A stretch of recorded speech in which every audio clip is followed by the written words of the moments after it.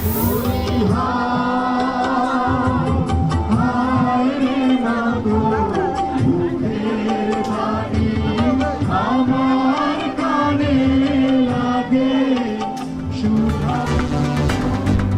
প্রথম প্রহরে অভ্যুত্থানের শহীদদের স্মরণ, স্বৈরাচারের বিরুদ্ধে আত্মত্যাগ বৃথা যাবে না, ছাত্র দলের কর্মসূচিতে কেন্দ্রীয় নেতারা।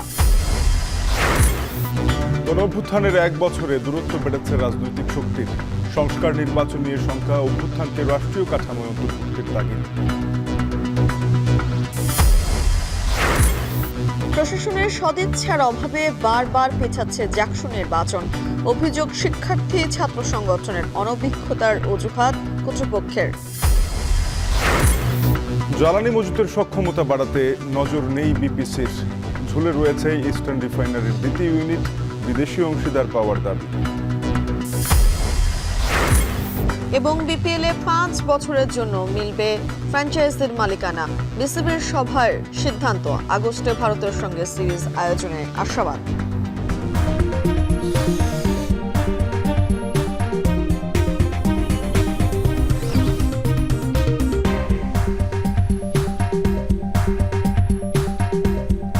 শুভ সকাল। এখন সকালের আয়োজনে আপনাদের সাথে আছি আমরা দুজন, আমি তানজিম শাফিন এবং আমি তানজিলা খান মেম।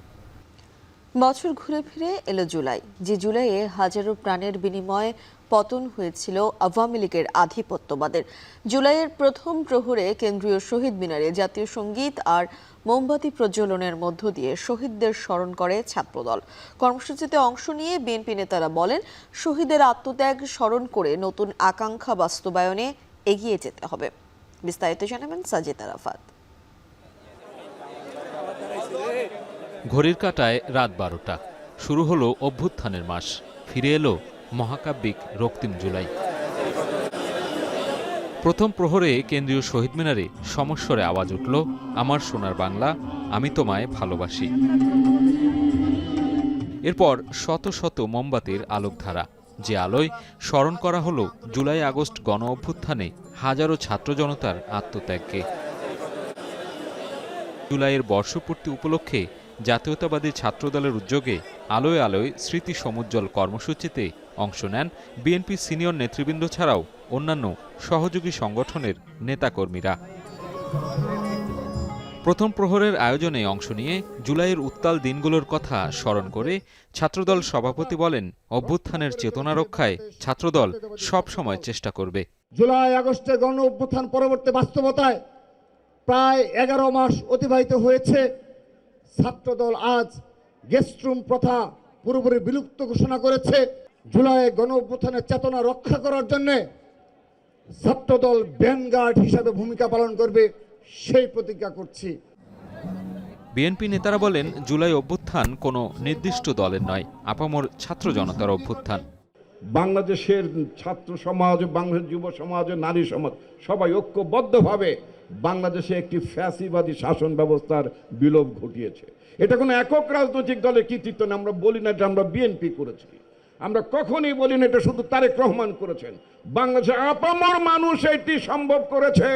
হাজার হাজার ছাত্র জনতার রক্তের বিনিময়ে, সে আমার ভাই সাইদ, চট্টগ্রামের ছাত্র দলের নেতা ওয়াসিম সহ হাজার হাজার ছাত্র জনতার রক্তের বিনিময়ে আমরা আজকে ফ্যাসিস্ট খুনি হাসিনা মুক্ত বাংলাদেশ পেয়েছি। ওয়াসিমের রক্তের বিনিময়ে, সাইদের রক্তের বিনিময়ে সেই রক্ত কখনই বৃথা যাবে না। বিএনপি সিনিয়র যুগ্ম মহাসচিব রুহুল কবির রিজভী বলেন, শহীদদের আত্মদানকে কোনোভাবে বৃথা হতে দেয়া যাবে না। বাধা এলেও গণতন্ত্রের মূল্যবোধ প্রতিষ্ঠায় কাজ করতে হবে।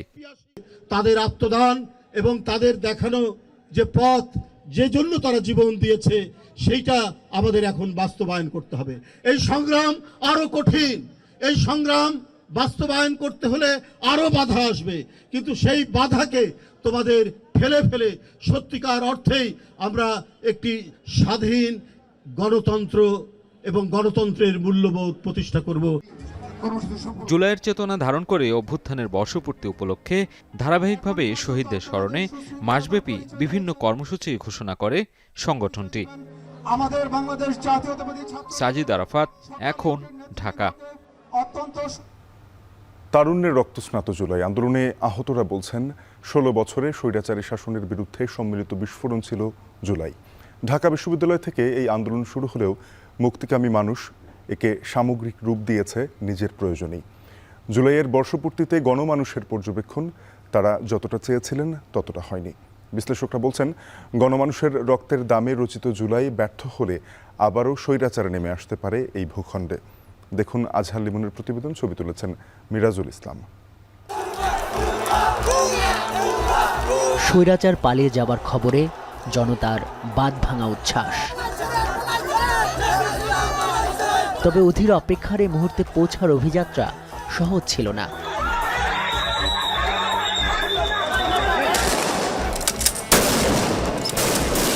কত তরুণ, কত কিশোরের ক্ষত বিক্ষত লাশ, বুলেট বিঁধে থাকা শরীর, কত আতঙ্কের নির্ঘুম রাত শেষে এক ৫ আগস্ট।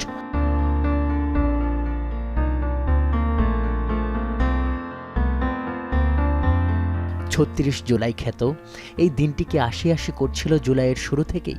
শহরের দেয়ালে দেয়ালে বিপ্লবীদের ফেলে যাওয়া স্মৃতিতে যে তারিখ চিহ্নিত এক বিরাট পরিসমাপ্তির শুরু নামেই।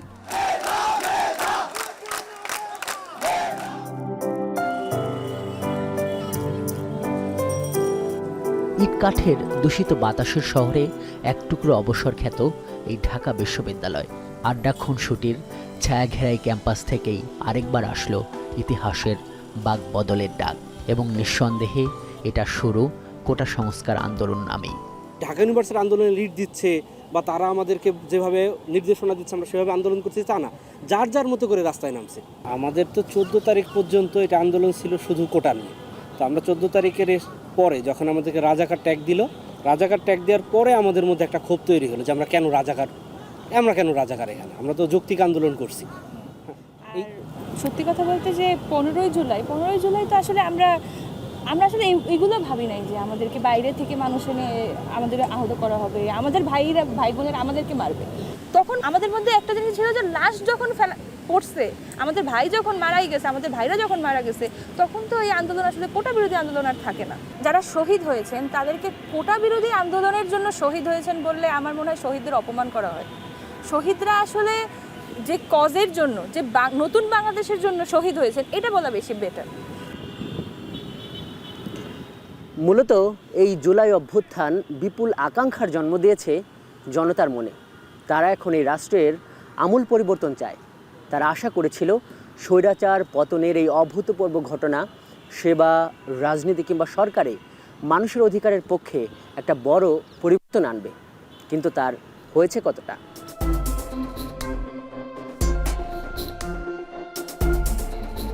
আমি এখনো দেখাইতে পারি না, আমি শেষমেশ আসেই বললাম আমার দুনিয়ার পেটে ব্যথা, 7 মাসের গর্ভবতী আমি।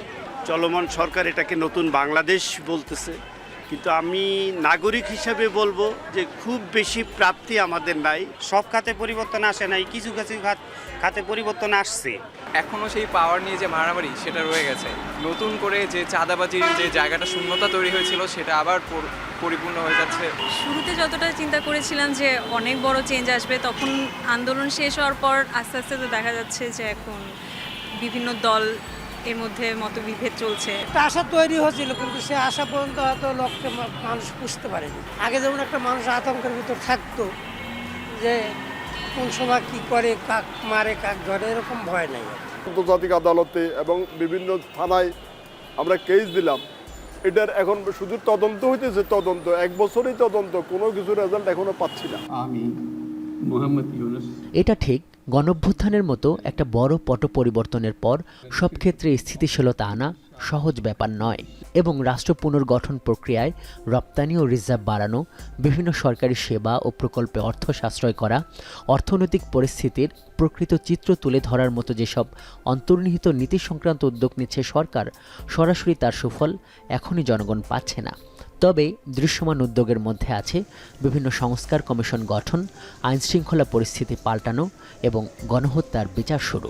উপভোগের জায়গা তো নয়, এটা আসলে দায়িত্বের জায়গা। জুলাই গণঅভ্যুত্থানের নায়ক এবং নবগঠিত এনসিপির আহ্বায়ক নাহিদ ইসলাম, যিনি আবার সরকারেও ছিলেন, প্রশ্ন করেছিলাম অভ্যুত্থানের 1 বছরের মূল্যায়ন সম্পর্কে। বাস্তবতা ভিন্ন। একটা গণঅভ্যুত্থানের পরে 15-16 বছরের সব ময়লা সাফ করার দায়িত্ব একটা সরকারের 1 বছরের মধ্যে, তারপরেও তার রাজনৈতিক সমর্থন আসলে সেই অর্থে দলের সমর্থন নাই, একেবারে সাধারণ মানুষের সমর্থনে আছে। ফলে কিন্তু আমরা তো গণঅভ্যুত্থানের আকাঙ্ক্ষা প্রত্যাশা আমাদেরও তো ছিল, সেটা সরকার বাস্তবায়ন জায়গা থেকে অনেক জায়গায় অপ্রাপ্তি রয়েছে বলে তো এটা আমরা স্বীকার করবো অবশ্য। বাস্তবতা হলো গণঅভ্যুত্থানের পর গেল 1 বছর ধরে পতিত সরকারের বিরুদ্ধে অবস্থান করা রাজনৈতিক শক্তিগুলোর মধ্যে দূরত্ব বেড়েই চলেছে এবং এ কারণে শঙ্কাও তৈরি হয়েছে কাঙ্ক্ষিত সংস্কার এবং নির্বাচন নিয়েও। এই বিশ্লেষককে প্রশ্ন করেছিলাম, তাহলে ভবিষ্যৎ কি? এই অভ্যুত্থানে মানুষ যেভাবে অকাতরে জীবন দিচ্ছে, বাচ্চা বাচ্চা ছেলেরা, এত কষ্ট লাগে, তারপরে যে পঙ্গু হয়ে পড়ে আছে, এদের প্রতি আমাদের একটা দায়িত্ব নাই? আমাদের দেশের লোকরা আসলে খুব, যারা এলিট, ভীষণ স্বার্থপর আর ভীষণ দেশপ্রেমের অভাব। এবার প্রতারিত হলে পরে বাংলাদেশে হয় একটা খুব রক্তক্ষয়ী কিছু হবে, অথবা এটা বহুদিনের জন্য পোস্টপোন্ড হয়ে যাবে। কারণ মানুষ রাস্তায় নামতে যাবে না তো, কেন আমি মারা যাব, কিসের জন্য? ওই স্পিরিটটা তো চলে যাবে মানুষের। এই রাজনীতি বিশ্লেষক বলছেন, জুলাই অভ্যুত্থানের দায়মুক্তি ও চেতনা সংবিধানে সংস্থাপন করতে না পারলে ব্যর্থ হবে গণমানুষের ত্যাগ। তিনি এও বলছেন, সংস্কার ও রাষ্ট্রের মূল কাঠামোতে এখনও জুলাই অভ্যুত্থানকে অন্তর্ভুক্ত করতে না পারায় নিরাপত্তা শঙ্কা থেকেই যাচ্ছে এই অভ্যুত্থানে অংশ নেয়া সব শ্রেণীর মানুষের। আজহার লিমন, এখন, ঢাকা। আশার আলো দেখিয়ে অনেকটা আধারেই ডুবে যাচ্ছে শিক্ষার্থীদের প্রাণের দাবি জাকসু। এই নির্বাচনের তফসিল ঘোষণা ঘিরে ক্যাম্পাসে যে প্রাণ চাঞ্চল্য ফিরেছিল জুলাই আগস্ট আন্দোলনের বিচার ইস্যুতে, সেটিও এখন ম্লান হওয়ার পথে। শিক্ষার্থীরা বলছেন, প্রশাসনের সদিচ্ছার অভাবেই বারবার পেছাচ্ছে জাকসু নির্বাচন। হুমায়ুন কবিরের প্রতিবেদন। ৩২ বছর পর আন্দোলনের মুখে জাহাঙ্গীরনগর বিশ্ববিদ্যালয় কেন্দ্রীয় শিক্ষার্থী সংসদ নির্বাচনের তফসিল ঘোষণা করে বিশ্ববিদ্যালয় প্রশাসন। তফসিল অনুযায়ী 31 জুলাই হওয়ার কথা ছিল নির্বাচন, সে অনুযায়ী কার্যক্রমও এগিয়ে নিয়েছিল প্রশাসন। তবে মাঝপথে এসে বাধে বিপত্তি। শুরু থেকেই শিক্ষার্থীরা দাবি তুলে আসছিল, জাকসুর আগেই শেষ করতে হবে জুলাই হামলার বিচার। নির্বাচনের দিনক্ষণ ঘনিয়ে এলেও সেই বিচার কার্যক্রম শেষ হয়নি। এতে নতুন করে নির্বাচন পেছানোর ঘোষণা দেয় প্রশাসন, যে কারণে ক্ষোভ প্রকাশ করেছেন শিক্ষার্থীরা। বিচার এবং নির্বাচনকে মুখোমুখি দাঁড় করিয়ে কিন্তু বারংবার কিন্তু আমাদের বহুল আকাঙ্ক্ষিত যে জাকসু নির্বাচন, সেটিকে কিন্তু পিছিয়ে দেওয়া হয়েছে।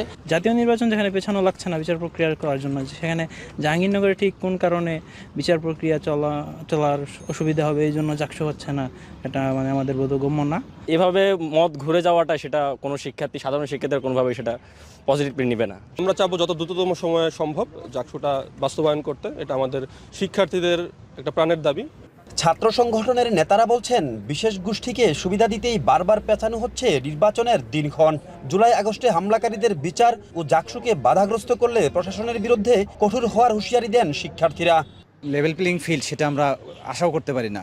আমরা লেভেল প্লেইং ফিল্ড দেখছি না। আমরা দেখছি যে একটা বিশেষ গোষ্ঠীকে জেতানোর জন্যই বারবার জাকসু পেছানো হচ্ছে এবং আমরা এটা তীব্র নিন্দা জানাই। আমরা মনে করি যে এই প্রশাসন বিচার নিশ্চিত করতে পুরোপুরি ব্যর্থ। আমরা দেখেছি যে সবসময় তারা জাকসু পেছানোর একটা পায়তারা তারা বিভিন্নভাবে করে আসছে। কিভাবে আমরা জাকসু বাস্তবায়নের জন্য সহযোগিতা করতে পারি ছাত্র সংগঠনগুলো, সেটার জন্য তারা মিটিংটা ডেকেছিল। কিন্তু পরে আমরা যখন আলোচনার এক পর্যায়ে বিসি স্যারকে প্রশ্ন করি, যে আমাদের প্রশ্নের মুখে বাধ্য হয়ে স্বীকার করতে বাধ্য হয়েছে যে 31 জুলাই আমরা জাকসু করছি না। এমন অবস্থার জন্য প্রশাসনের সামগ্রিক কোনো পরিকল্পনা না থাকা এবং দূরদর্শিতার অভাবকেই দোষছেন বিশ্ববিদ্যালয়ের শিক্ষকরা। ছাত্ররা যখন যেই দাবি নিয়ে যায় তখন তিনি সেটা নিয়ে কথা বলেন, আবার ছাত্রদেরকে বুঝিয়ে সুঝিয়ে বিদায় করে দেন, আবার তিনি তার মতো চলেন, এরকমভাবে চলছে। অর্থাৎ সামগ্রিক কোনো কর্মপরিকল্পনা, ইনক্লুসিভ কোনো কর্মপরিকল্পনা, সেটা আমি এই প্রশাসনের কাছ থেকে এখন পর্যন্ত পাইনি। অনেকটা একই সুরে কথা বলছে জাবি প্রশাসন। তারা বলছেন, জুলাই আগস্ট হামলাকারীদের বিচার নিশ্চিতের দাবি সহ বেশ কিছু চ্যালেঞ্জের মুখে নির্বাচন পেছাতে বাধ্য হয়েছেন। এত বছর ধরে জাকসু না হওয়ার কারণে, মানে এর প্রক্রিয়াগত যে কিছু সমস্যা ছিল, সেই সমস্যার কারণে কি হয়েছে, আসলে আমরা সঠিকভাবে এই জিনিসটাকে এমফাসিস দিতে ভুল করেছি যে জাকসু নির্বাচনটা ঠিক কবে নাগাদ হতে পারে। জাকসু নির্বাচন যখন ঘোষিত হয় তারপর থেকে আসলে আমরা কতগুলো চ্যালেঞ্জের মধ্য দিয়ে যাচ্ছি।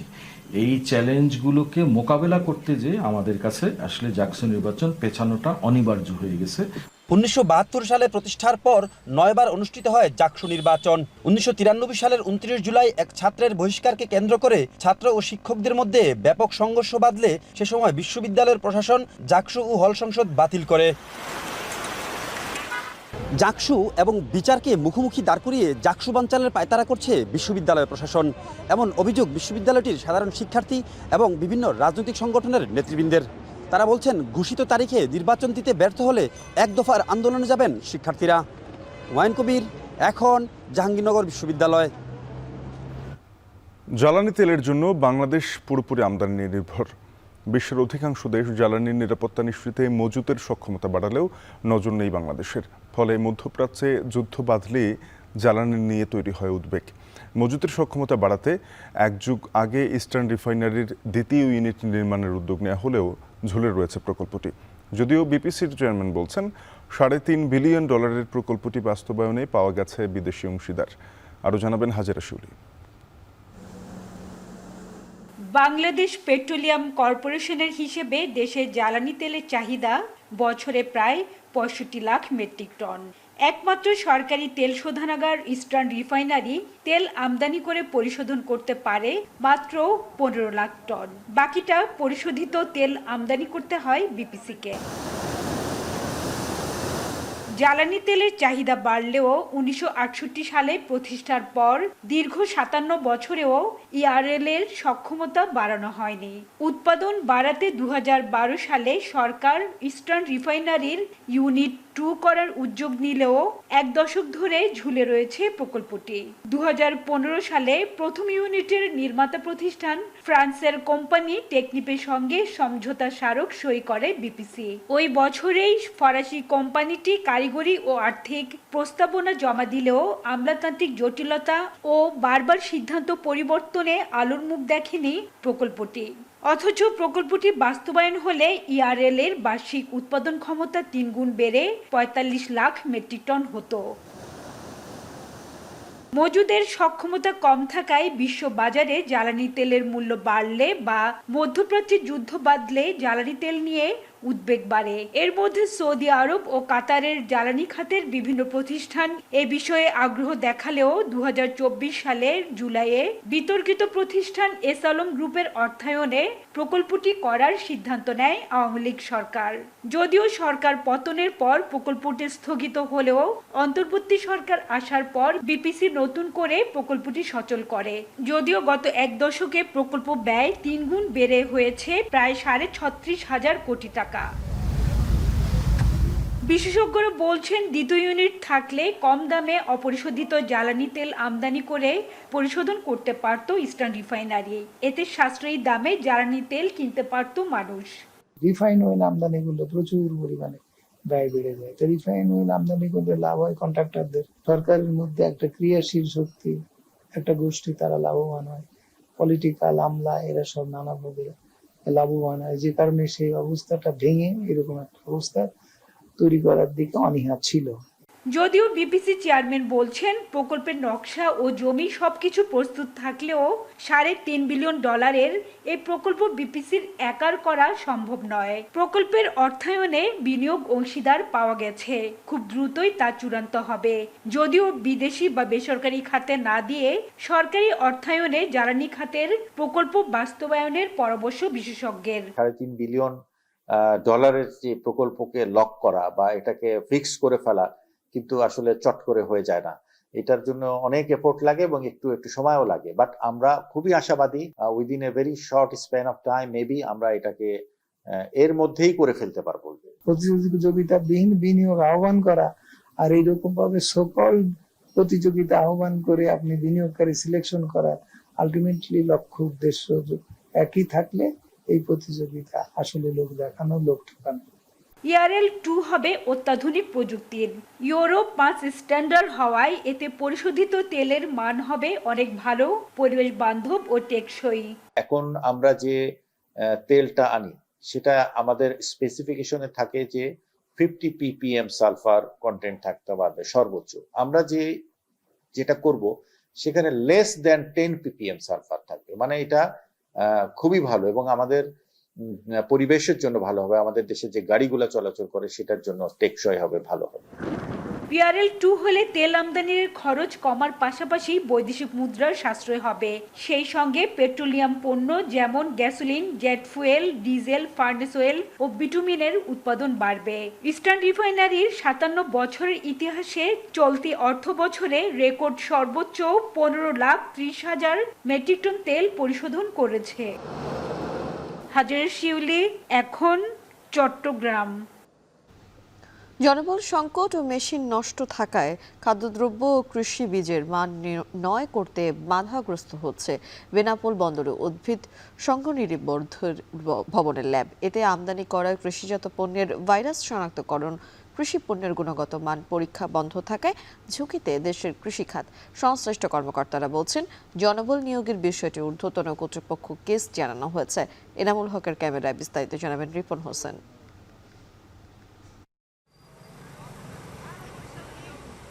বেনাপোল বন্দরে প্রতিদিন ভারত থেকে পণ্য আসে 400 ট্রাকে, যার মধ্যে শতাধিক ট্রাকে থাকে বিভিন্ন ধরনের খাদ্যপণ্য ও কৃষিবীজ। এসব পণ্যর গুণগত মান ও ভাইরাস মুক্ত কিনা তার নির্ণয় করা হয় ল্যাবে।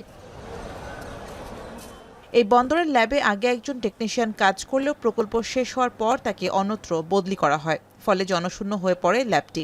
এছাড়া ল্যাবের মেশিন নষ্ট থাকায় বন্ধ কৃষি পণ্যের মান নির্ণয় কার্যক্রম। ব্যবসায়ীরা বলছেন, আমদানি করা কৃষিপণ্য পরীক্ষা করাতে না পারায় ব্যয় হচ্ছে অতিরিক্ত সময়, একই সঙ্গে গুনতে হচ্ছে বাড়তি অর্থ। এছাড়া ল্যাব অচল থাকায় ভারত থেকে আমদানি হওয়া গাছের চারা, বীজ ও ফল ভাইরাস যুক্ত কিনা আর গুণগত মান কেমন তা নিয়েও তৈরি হয়েছে ঝুঁকি।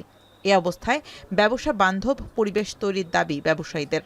এখানকার মেশিন নষ্ট হয়ে থাকে এবং লোকবল সংকটের কারণে কিন্তু আসলে যথারীতি আসলে সেগুলো পরীক্ষা করা হয় না। এদের যে মেশিন আছে এই মেশিন কার্যকারিতা নাই এবং অত্যাধুনিক, এখন বর্তমান আধুনিক যুগে অত্যাধুনিক মেশিন লাগে, সেই মেশিন প্ল্যান্ট কোয়ারেন্টাইনে নাই। তাছাড়াও ওদের যথেষ্ট জনবল নাই। মাল ঢোকার পরে এই ফাইটো ডিপার্টমেন্ট যেটা আছে চেকপোস্টে, তারা স্যাম্পল নিয়ে 3 দিন পরে দেয় নমুনা। তাদের সীমাবদ্ধতা আছে, তাদের মেশিনপত্র ব্যাকডেটেড। তো আমার প্রশ্ন হচ্ছে, কাস্টমার যে বিল অফ সাবমিটে 24 ঘন্টার মধ্যে মাল ছাড়া হয়, তো 3 দিন পরে আমাদের ডিডিকে জানালাম যে আপনারা স্যাম্পল গ্রহণ করেন, আমাদের একটা আবেদন রাখেন বা আয়ার অফ সায়েন্সের রেখে আপনারা টেস্ট মানে আপনার সার্টিফিকেট দেবেন, যাতে আননেসেসারি দেরি না হয়। সম্পূর্ণভাবে সরকারি কর্মকর্তা কর্মচারীদের গাফিলতির কারণে এই পরীক্ষার ল্যাবগুলো নষ্ট হয়ে আছে। ফলে যে পণ্যগুলো আমদানি এবং রপ্তানির সময় ল্যাবে পরীক্ষা হওয়ার প্রয়োজন, এখন আপাতত বেনাপোল কাস্টম কর্তৃপক্ষ, বিজ্ঞান ও প্রযুক্তি বিশ্ববিদ্যালয় এবং বিএসটিআই এই 2 জায়গায় তারা টেস্টের জন্য প্রেরণ করে। বন্দর কর্তৃপক্ষ বলছে, জনবল নিয়োগ ও পুরনো মেশিন মেরামতের বিষয়ে ঊর্ধ্বতন কর্তৃপক্ষকে জানানো হয়েছে। দ্রুতই আন্তর্জাতিক মানের ল্যাব তৈরি করা হবে বলে আশা কর্মকর্তাদের। বীজটা আমরা কয়েকদিন রেখে গজায় দেখি কোনো ভাইরাস বা কোনো রকম ইনফেকশন হয় কি না, তারপরে কিন্তু বীজটা ছাড়া হয়। হ্যাঁ, তো আমরা পরীক্ষা করতেছি, কিন্তু আমাদের কিছু পুরানো মেশিন আছে যেগুলো আপগ্রেডেশন হচ্ছে না।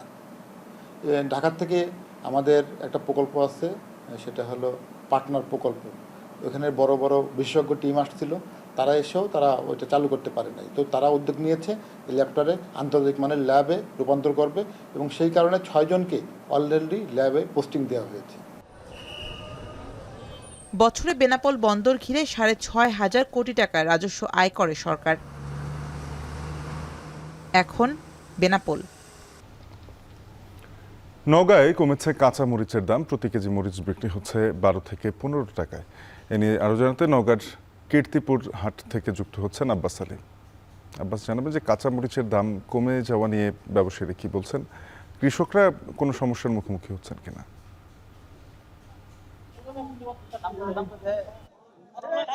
শাফিন, এবছর আবহাওয়া ভালো থাকায় মরিচের উৎপাদন বেড়েছে, আর উৎপাদন কম হওয়ার কারণে হাট বাজারগুলোতে মরিচের সরবরাহ বেড়েছে। তবে দাম তুলনামূলক কম। গত 1 সপ্তাহের ব্যবধানে কেজিতে 4-5 টাকা বেড়ে এখন বিক্রি হচ্ছে 12 থেকে 15 টাকা পর্যন্ত। সর্বোচ্চ বেশি দামে বিক্রি হচ্ছে 18 থেকে 20 টাকা। তবে এই পরিমাণগুলো কম। আর আজ নওগাঁ জেলার মহদেবপুর উপজেলার সদর উপজেলার চকগড়ি কীর্তিপুর হাটবার, এই হাটে যেসব মরিচ নিয়ে আসা হয়েছে এগুলো গতকাল বিকেল থেকে কৃষকরা জমি থেকে উত্তোলন করেছেন। এরপর ভোর থেকে এই হাটে নিয়ে এসেছেন এবং এই হাটে মরিচ বেচাকেনা হবে সকাল 9টা পর্যন্ত বলা যায়। আর যেহেতু মরিচের দাম কম, এই কারণে কৃষকদের লোকসান গুনতে হচ্ছে বলে তারা জানিয়েছেন। কৃষকরা বলছেন যে প্রতি কেজি মরিচ জমি থেকে উত্তোলন করতে তাদের খরচ পড়ছে প্রায় 10 টাকা, আর এইসব মরিচ তারা হাটে বাজারে বিক্রি করছেন 12 থেকে 15 টাকা পর্যন্ত। তারা বলছেন যে লোকসান করেই তাদেরকে জমি থেকে এই মরিচগুলো উত্তোলন করতে হচ্ছে। আর উত্তোলনের কারণটা হচ্ছে যদি জমি থেকে বা গাছ থেকে যদি মরিচ উত্তোলন করা না হয়, আগামীতে এই সব গাছে মরিচ ধরবে না, যার কারণে তারা লোকসান করে জমি থেকে এই মরিচগুলো উত্তোলন করছেন। তারা আরো বলছেন যে প্রতি কেজি মরিচে তাদের উৎপাদন খরচ পড়ছে প্রায় 25 টাকা পর্যন্ত।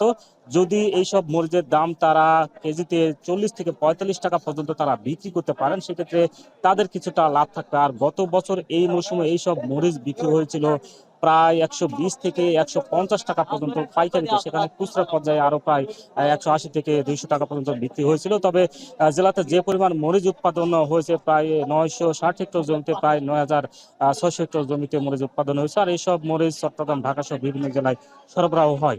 তো এই ছিল আমার কাছে এই হাট থেকে সবশেষ। বিদ্যুতের চাহিদা মেটাতে সরকার বিকল্প হিসেবে নওগাঁর বিভিন্ন সড়কে সোলার প্যানেল চালিত ল্যাম্পপোস্ট স্থাপন করেছিল। তবে 5 বছর চলার পর এগুলোর 70% এখন অকেজো। এতে প্রতিনিয়ত দুর্ভোগ পোহাতে হচ্ছে পথচারীদের। তাই এগুলো দ্রুত সংস্কারের দাবি এলাকাবাসীর। নওগাঁ প্রতিনিধি আব্বাস আলীর তথ্যচিত্রের প্রতিবেদন। নওগাঁ সদর উপজেলার তালতলী থেকে দুবলহাটি হয়ে কাঠখইর বাজার পর্যন্ত প্রায় 15 কিলোমিটার দীর্ঘ রাস্তা এক আতঙ্কের নাম। সন্ধ্যার পর চুরি ও ছিনতাইয়ের ভয়ে এ রাস্তা দিয়ে চলাচল করে না কেউ। 2015-16 ও 2016-17 অর্থ বছরে টিআর ও কাবিটা প্রকল্পের আওতায় এই সড়কে বসানো হয় প্রায় 200টি সোলার ল্যাম্পপোস্ট। ফলে সন্ধ্যার পর নিচ থেকেই জ্বলে উঠত বাতিগুলো। ভ্যান, রিকশা থেকে শুরু করে বিভিন্ন যানবাহন, এমনকি পথচারীরাও নির্বিঘ্নে চলাচল করতে পারত। কিন্তু 5 বছর না যেতেই সড়ক বাতিগুলো অকেজো হয়ে পড়েছে। বছরের পর বছর এগুলো নষ্ট হয়ে পড়ে থাকায় দ্রুত সংস্কারের দাবি এলাকাবাসীর। আগে মোটামুটি সুবিধা, মানে পরিবেশ, সুন্দর পরিবেশ ছিল, আলো জ্বলিচ্ছিল, মানুষজন রাস্তাঘাটে যাচ্ছিল, খুব ভালো লাগছিল। যাতায়াতে খুব অসুবিধা দূর করতেছে, অনেক সময় রাস্তাঘাটে ছিনতাই হইতেছে। সব চুরি কাটলে চলে গেছে, যা ফাঁকা পড়া আছে, এখন এই অবস্থায় আছে। এখন কতদিন থাকবে সেটা একমাত্র সরকারের লক্ষ্য দিবে। যখন এই ল্যাম্পপোস্টগুলো নেই তখন ওটা 8টার পরেও মানুষগুলো এদিক দিয়ে যেতে অনেক ভয় পায়। অনেক বাল্ব নষ্ট আছে, অনেকগুলো খুঁটি খাম্পা নষ্ট হয়ে গেছে, ব্যাটারি নাই, সোলার নষ্ট হয়ে গেছে, এসব আর নাই। তো অনেকগুলো জ্বলে না। নিয়মিত রক্ষণাবেক্ষণের অভাব, দীর্ঘদিন মেরামত না করা, প্রাকৃতিক দুর্যোগ সহ নানা কারণে নষ্ট হয়ে যায় সড়ক বাতিগুলো। তবে এরই মধ্যে এগুলো সংস্কারে বরাদ্দ চাওয়া হয়েছে বলে জানান এ কর্মকর্তা। আমাদের দুর্যোগ ব্যবস্থাপনা অধিদপ্তর থেকে আমাদেরকে একটি পত্র প্রদান করা হয়েছিল, এগুলির হালনাগাদ তথ্য আমাদের কাছে চেয়েছিল। আমরা যথাসময়ে এই তথ্যগুলি অধিদপ্তরে প্রেরণ করি এবং অধিদপ্তর আমাদেরকে আশ্বাস দিয়েছে খুব শীঘ্রই এগুলি মেরামতের জন্য পদক্ষেপ গ্রহণ করবে। আমি আশা করছি খুব শীঘ্রই এগুলি মেরামতের জন্য আমাদের অধিদপ্তর পদক্ষেপ গ্রহণ করবে। 2015-16 থেকে শুরু করে 2019-20 অর্থবছর পর্যন্ত জেলায় প্রায় 7,500 সোলার ল্যাম্পপোস্ট স্থাপন করা হয়, যেখানে ব্যয় হয় প্রায় 43 কোটি টাকা। এর মধ্যে এখনও অকেজো প্রায় 70% সড়ক বাতি। এখন নওগাঁ। আয়ারল্যান্ডের ডাবলিনে অনুষ্ঠিত হয়েছে বছরের সবচেয়ে বড় বইমেলা। মেলায় 15টি স্টলে প্রবাসী লেখক ও কবিদের বিভিন্ন বই পাঠকদের প্রশংসা কুড়িয়েছে। আগামীতে ইউরোপ জুড়ে ছড়িয়ে থাকা বাংলাভাষীদের অংশগ্রহণে বড় আকারে বইমেলা আয়োজনের আশাবাদ ফুটে উঠেছে আয়োজকদের কণ্ঠে। ডাবলিনের বইমেলার বিস্তারিত থাকছে মনিরুজ্জামান মনিরের প্রতিবেদনে। সাহিত্যের শহর ডাবলিনে প্রবাসী বাংলাদেশিদের বইমেলা হয়ে উঠেছে জ্ঞানের বাতিঘর। আয়ারল্যান্ডের বিভিন্ন কাউন্ট্রি থেকে ছুটে আসা বইপ্রেমীদের মাঝে তাই উৎসবের আমেজ। ডাবলিন সিটি ইউনিভার্সিটিতে অনুষ্ঠিত বইমেলায় 15টি স্টলে ছিল গল্পের বই, উপন্যাস, কবিতা, ইতিহাস, বিজ্ঞান এবং শিশুতোষ বইয়ের বিশেষ প্রদর্শনী। প্রবাসে বাংলা সংস্কৃতির চর্চা ও বাংলা ভাষার প্রতি ভালোবাসাকে প্রাণবন্ত করতে বইমেলার ভূমিকা ও গুরুত্বের কথা তুলে ধরেন কমিউনিটির বিশিষ্টজনরা। যারা আয়ারল্যান্ডের প্রবাসী লেখকদের বিভিন্ন স্টল এবং তাদের লেখা বিভিন্ন বই আমরা দেখতে পাচ্ছি এবং পড়ার সুযোগ হচ্ছে এবং আমাদের এই আমাদের বাংলা কালচারকে আমরা পরবর্তী প্রজন্মের কাছে পৌঁছে দেওয়ার জন্য একটা প্ল্যাটফর্ম তৈরি করেছে। মেলায় অংশ নেয়া আয়ারল্যান্ড প্রবাসী বাংলা সাহিত্যিক ও কবিরা মনে করেন বইমেলা সাহিত্য সংস্কৃতির প্রচার ও প্রসারে গুরুত্ব রাখে, থাকে তাদের সৃজনশীলতা প্রদর্শনের সুযোগও। এত বড় পরিসরে বইমেলার মতো আয়োজন বিদেশের মাটিতে করা সহজ কথা না। তো আমি আশা করি যে এই বইমেলার মাধ্যমে বাংলাদেশের কমিউনিটির মানুষরা বই পড়ার অভ্যাসে ফিরে আসবেন। বিদেশে যারা লেখালেখি করছেন তাদের একটা প্ল্যাটফর্ম হবে। পেশায় পদার্থবিদ ছিলাম, এখন অবসরপ্রাপ্ত, তাই সময় কাটাই কবিতা লিখে, গল্প লিখে। বইমেলার মতো আয়োজন প্রবাসে বাংলা ভাষা ও সাহিত্যকে জীবন্ত রাখছে বলে মনে করছেন প্রবাসীরা। এই ধরনের প্রোগ্রাম যদি আরো হয় তাহলে আমাদের প্রজন্ম বাংলা ভাষাকে আরো ভালোভাবে জানতে পারবে, অনেক কিছু শিখতে পারবে। আমাদের আগামী প্রজন্ম বাংলাদেশের সংস্কৃতি, বাংলাদেশের কৃষ্টি সম্পর্কে জ্ঞান অর্জন করবে। বইমেলা বাংলা সাহিত্য চর্চার জন্য খুব ভালো একটা সুযোগ। আমরা প্রবাসী থেকে এরকম একটা আয়োজনে পেয়ে আমরা অনেক খুশি। আগামীতে আরো বড় পরিসরে এই বইমেলা আয়োজনের পরিকল্পনা রয়েছে জানান আয়োজকরা। এখানকার আয়ারল্যান্ডের প্রকাশক সাহিত্যিকরা এখানে এসেছেন। আগামী দিনে আমরা আরো এই বইমেলাকে অনেক বড় পরিসরে উপস্থাপন করি। আজকে ডাবলিনে আমাদের যে মেলা, সেটা নিউ ইয়র্কের যে বইমেলা তার মতোই আমরা 4 বছর ধরে করছি। আগামীতে আরো বড় পরিসরে হবে। আয়ারল্যান্ডে বাঙালি কালচার ছড়িয়ে দেওয়ার আমরা চেষ্টা করছি এবং আমাদের নতুন প্রজন্মকে যাতে আরো বাংলা কালচার সাথে পরিচিত করা যায় সেটা আমাদের চেষ্টার মধ্যে থাকছে। খাবার ও পোশাকের স্টলগুলোতে ছিল উপচে পড়া ভিড়। বইমেলার পাশাপাশি কবিতা আবৃত্তি, গান পরিবেশনে ফুটে ওঠে বাংলার শেকড়ের শিল্প। ডাবলিনের এই বইমেলা হয়ে উঠেছে সাহিত্য, সংস্কৃতি এবং জ্ঞানের মেলবন্ধন। আয়োজকরা প্রত্যাশা করেন আগামীতে এই বইমেলা হবে আরো বড় পরিসরে। স্থানীয় বাংলাদেশিরা জানিয়েছে এই বইমেলার মাধ্যমে কমিউনিটি হয়েছে আরো সমৃদ্ধ। মনিরুজ্জামান মনির, এখন আয়ারল্যান্ড। রাশিয়ার সঙ্গে সমঝোতা করে যুদ্ধ শেষ করার পক্ষে অবস্থান 56% ইউক্রেনীয়র। প্রায় 3.5 বছরের যুদ্ধে অচলাবস্থা তৈরি হওয়া অস্ত্রের বদলে বাড়ছে কূটনীতির প্রতি জনসমর্থন। ন্যাটো সম্মেলনে ইউক্রেন ইস্যু উপেক্ষিত থাকা যুক্তরাষ্ট্রের সমর্থন অব্যাহত থাকা নিয়ে বাড়ছে শঙ্কা। নাফিয়ান মননের প্রতিবেদন। দুদিন পরপরই ইউক্রেনকে লক্ষ্য করে ড্রোন ও মিসাইল হামলা চালাচ্ছে রাশিয়া। প্রতিটি রাত বিভীষিকার মধ্য দিয়ে পার করছেন ইউক্রেনীয়রা। মিসাইলের বিকট বিস্ফোরণ কিংবা গগনবিদারী সাইরেনের শব্দে অধিকাংশ রাত কাটাতে হচ্ছে ভূগর্ভস্থ আশ্রয়কেন্দ্রে। এমন পরিস্থিতিতে ইউক্রেনীয়দের মনে এখন শুধুই শান্তির আকাঙ্ক্ষা। দেশের অর্ধেকের বেশি মানুষের অবস্থান রাশিয়ার সঙ্গে সমঝোতার পক্ষে। সম্প্রতি দুটি সংস্থার জরিপে উঠে এসেছে এমন তথ্য। জরিপে সমঝোতা বলতে বোঝানো হয়েছে রাশিয়ার দখলকৃত ইউক্রেনের 1/5 অঞ্চলের মালিকানা শর্তহীনভাবে ছেড়ে দেয়া। প্রায় 3.5 বছরের যুদ্ধে অচলাবস্থা তৈরি হওয়ায় অস্ত্রের বদলে বাড়ছে কূটনীতির প্রতি জনসমর্থন।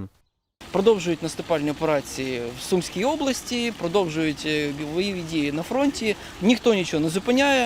Повернуться тіла хлопців загиблих, знайдуть тут вічний спокій. বর্তমানে দুই দেশের সম্মুখ সারির যোদ্ধাদের অবস্থান অনুসারে মানচিত্র নতুন করে আঁকার পক্ষে 15% বেশি ইউক্রেনীয়। আর জেলেনস্কির সেনাদের প্রতি সর্বাত্মক সমর্থনের হার প্রায় 13%।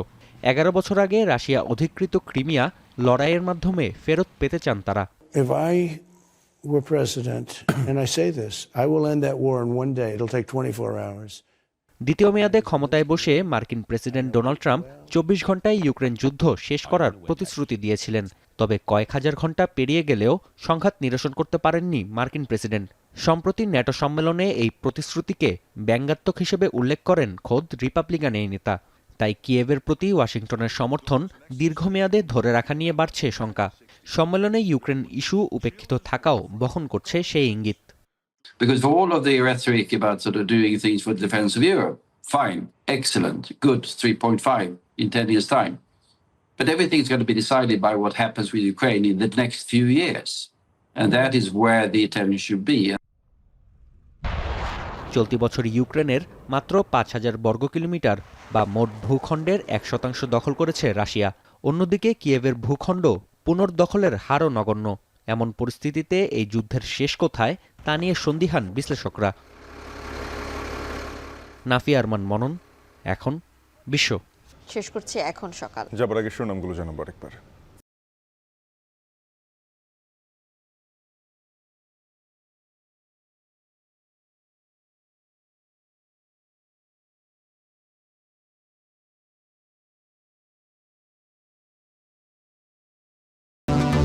জুলাইয়ের প্রথম প্রহরে অভ্যুত্থানের শহীদদের স্মরণ, স্বৈরাচারের বিরুদ্ধে আত্মত্যাগ বৃথা যাবে না ছাত্রদলের কর্মসূচিতে কেন্দ্রীয় নেতারা। গণ অভ্যুত্থানের 1 বছরে দূরত্ব বেড়েছে রাজনৈতিক শক্তির, সংস্কার নির্বাচন নিয়ে শঙ্কা, অভ্যুত্থানকে রাষ্ট্রীয় কাঠামোয় অন্তর্ভুক্তের তাগিদ। প্রশাসনের সদিচ্ছার অভাবে বারবার পেছাচ্ছে জাকসু নির্বাচন, অভিযোগ শিক্ষার্থী ছাত্র সংগঠনের, অনভিজ্ঞতার অজুহাত কর্তৃপক্ষের। জ্বালানি মজুদের সক্ষমতা বাড়াতে নজর নেই বিপিসির, ঝুলে রয়েছে ইস্টার্ন রিফাইনারির 2য় ইউনিট, বিদেশি অংশীদার পাওয়ার দাবি।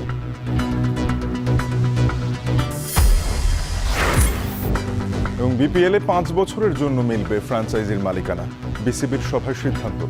আগস্টে ভারতের সঙ্গে সিরিজ আয়োজনে আশাবাদ। এই ছিল এখন সকালে। এখন টেলিভিশন ওয়েবসাইটে দেখতে ভিজিট করুন এখন.tv। যুক্ত থাকুন ফেসবুকে facebook.com/tv.এখন, আর ইউটিউবেও চোখ রাখুন youtube.com/c/echontv।